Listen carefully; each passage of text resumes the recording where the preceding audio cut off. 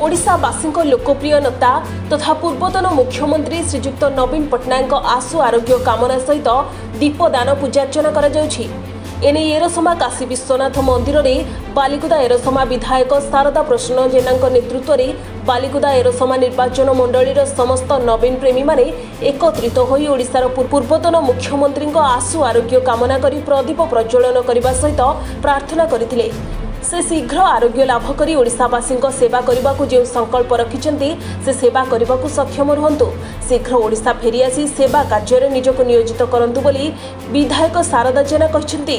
समवायविद समीर रंजन स्वाई एरसमा block युव Biju Janata दलर उपसभापति लोकनाथ राउत एरसमा सरपंच सचिदानंद दास Balikuda block युव सभापति शुभेन्दु दास विजय स्वाई रश्मि रंजन खुंटिया सत्यजित परिडा राजेश मास्तान अभय माझी सोनक सासमल समेत बालिकुदा एरसमा निर्वाचन मंडलीर समस्त नवीन प्रेमी माने जोग देइथिले।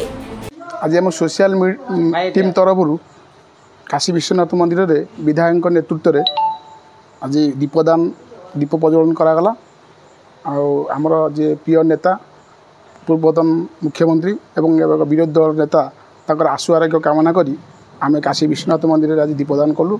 आम नेता शीघ्र भल है आम गहन को पुणी फेरी आसतु एवं पूर्वपरी काम कर चलतु। पूर्वतन मुख्यमंत्री आमर प्रिय नेता आमर प्रिय नवीन बाबूंकर जो शरीर असुस्थ होती आशु आरोग्य कामना करने आमर सोशल मीडिया टीम तरफ बालिकुदा एरसमा निर्वाचन मंडलीर आम सहित आम विधायक थे आम समूह एक दीपदान करी आशु आरोग्य कामना कलु। भगवान तांको शीघ्र सुस्थ करंतु एवं से पुणी ओडिशा को फेरी दीर्घ दिन धरी पुणी ओडिशावासी सेवा करंतु एवं ओडिशावासी स्वर होकर छेड़ा हुंतु एतिकी कामना करुचु।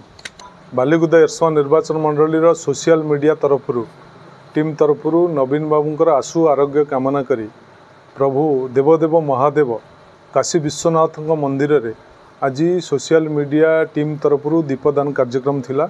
मु सितर जोग देइथिली। समस्ते नवीन बाबूंकर आशु आरोग्य प्रार्थना कलु प्रभु विश्वनाथ पाखे प्रभु तांकु शीघ्र आरोग्य करंतु। से ओडिशावासी सेवा करने जो संकल्प रखिछन्ति से सेवा करने से सक्षम होंतु। शीघ्र ओडिशा फेरी आसी से सेवा कार्य निजक नियोजन करंतु। एरसमारो राकेश सुतारଙ୍କ रिपोर्ट सनस्टार टीवी।